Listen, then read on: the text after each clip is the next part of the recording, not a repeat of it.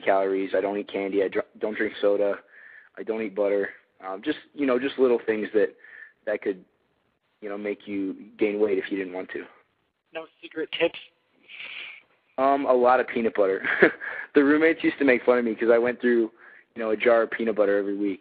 I just eat peanut butter on everything. Last night they showed Charm School for women. Do you have any Charm School lessons on how to pick up a guy? How to pick up a guy? Yeah. I am the wrong person to ask. I'm not really good at the whole pursuit, and it's been a while since I've been kind of in the dating game. Usually I'm too busy to go out and meet people and stuff like that. So I'm the wrong person to ask. I guess maybe just be yourself and be confident. I can say that I'm attracted to guys that are confident and that are funny and have a sense of humor and stuff like that. I think if you take yourself too seriously, then people can see right through it, and they're not going to want to get to know you. So I guess that'd be my advice. You recently just came out as a bisexual. What was everybody's reaction when they saw you making out with Robbie on the second episode, I believe? Yeah, on the show. What was their reaction on the show, or no, after it aired? Are you talking about the roommates or my friends back home? You're just everybody in general, like people on the streets. Do you get any negative reactions since then? Greeley, where I go to school, it's kind of a conservative area, and so I really thought that I would get, I would get hassled for it, but it really hasn't come up at all. I went out last night in the bar, and everybody was coming up to me and taking pictures, and we were doing shots and having fun and stuff, and nobody really asked me about that. They just were curious about DC and the roommates and everything like that, and so it really didn't come up. So I'm surprised. I really thought I'd get hassled a little bit more than I have been, but even in the gym, some guys come up to me and they're talking about the show and talking about DC and the whole thing, and nobody really brings it up. So you haven't got hassled at all? No. I kind of want to, because I kind of want to be able to defend myself and try to talk to people and change their minds, but I guess nobody's come up to me yet. Maybe society's starting to change a little bit. That makes me smile. That's a good thing. This is a question I just received. Are you and Tanner still together? Or you don't have to talk about it if you don't want. Yeah, I don't really want to talk about that. It's a tough situation, so. It's cool. What was your funniest encounter with a crazy railroad fan while in D.C.? Oh, while in D.C. Man, I'm trying to think. Let's see. In D.C., we had. Okay, so we had this lady come up to us. It was this homeless lady. She came up to us and she was bugging the producers, and she's like, "Hey, I want to be on camera." And I was like, and they were just like, sorry, we're doing a documentary. Please, get back to whatever you're doing. And she's like, but I want to be. And they were like, please, miss, get back to what you were doing. And so she starts singing at the top of her lungs. She starts singing "Colors of the Wind" by Pocahontas. And so that was kind of funny. That was, I think she was on something. I don't think she was all right in the head, and so that made me laugh. And then other times people just, run up and take pictures of the house, or we had some paparazzi sometimes where we'd go out and they'd be chasing us with cameras. That was kind of interesting. But. What was your reaction? What's your funniest encounter since DC? I actually just got back from the grocery store. I went to the gym and then I went to the store to buy some food. And I was on the front page of the newspaper for my college newspaper today.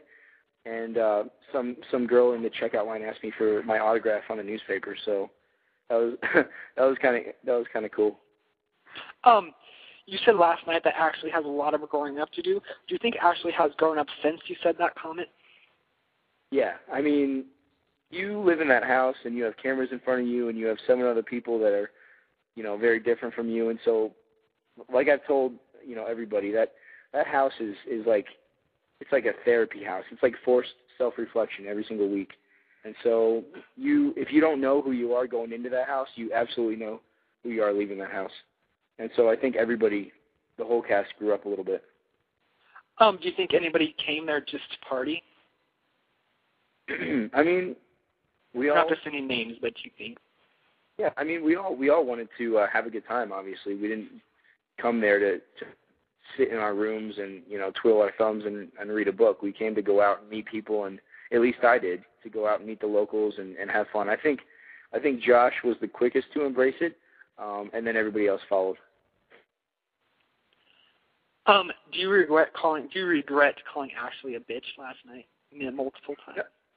No, not at all, because I think that's how I felt at the time, and I still feel that even watching that episode last night, I feel like that's how she was acting, and that a lot of the things that she said and did, she really didn't need to do. And so I think the word bitch encompasses exactly how I felt towards her at that moment. Not anymore, of course, but at that moment. And so I think there's a point in last night where I was trying to think of another word, and I was trying to sugarcoat it a little bit and not be as harsh as I was being, and I just couldn't, because she wouldn't, shut up. Mm-hmm. Since the real world, what are your future plans? What do you intend on doing in 10 years? Well, like I said before, right now I'm finishing school, so I'm getting my my bachelor's in business, and then I have some options opening up to me with the things that I'm doing. So I could either go back to Washington, D.C., which is a really likely possibility. I could go there and work for the HRC again and continue kind of what I was doing. I could go to California. There are a couple agents out there that have seen me and have seen bits of some of the acting that I've been doing and have offered to represent me in California and try to get movies and commercials and things like that. So I could always do the entertainment bit. Or I could stay in Colorado and work for a gym, being a personal trainer, or work for a business company, doing that sort of thing. So I'm just trying to do well in everything that I'm pursuing right now, and hopefully, the right door will open up at the right time, and I'll pass through it and not look back. You mentioned many of options there, but what would be your dream one out of all three of those you just mentioned?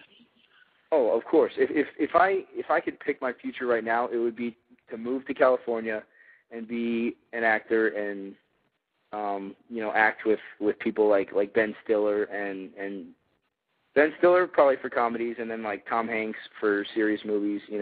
Those guys I really look up to, and just to watch them transform themselves on screen and become a different personality and really embrace another persona. It's just so fun to watch. And so if I could do that and get paid for it and make a decent living, then I'd be all for it.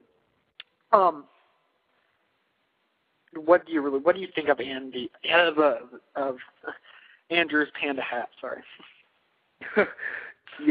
I don't think it would fit anybody else.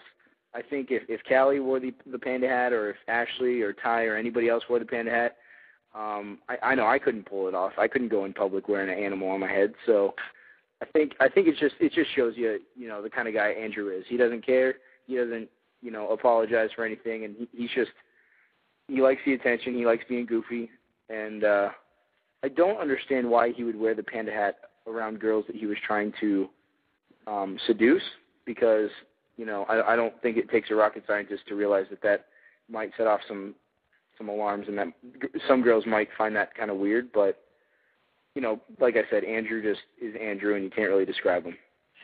Speaking of that whole Andrew seducing women, do you think he was truly upset last night that the girl broke up with him, or do you think he was just sad he missed out on the booty call? To be completely honest, I think that if she had put out for him and he fulfilled his mission of going to D.C. to get laid, I think that he would not have been as upset. But to him, it was it was kind of 3 rounds of boxing, and then he's kicked out of the match.